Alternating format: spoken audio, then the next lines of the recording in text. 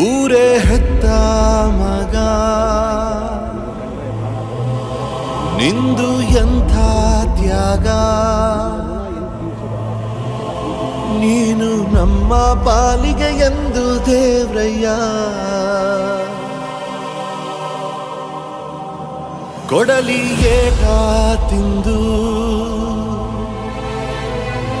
ನೆರಳ ನೀಡೋ ಮರ, ನಿಂದು ಕಾಲ ಮುಗಿದರು ನಿಲ್ಲದು ಅಧ್ಯಾಯ.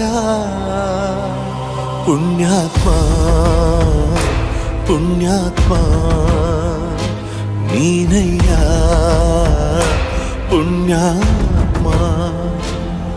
ಮಂಡಲ್ಲಿ ನಿನ್ನದೆ ಶ್ರೇಷ್ಠ ಕಥೆ ಶ್ರೀಮಂತ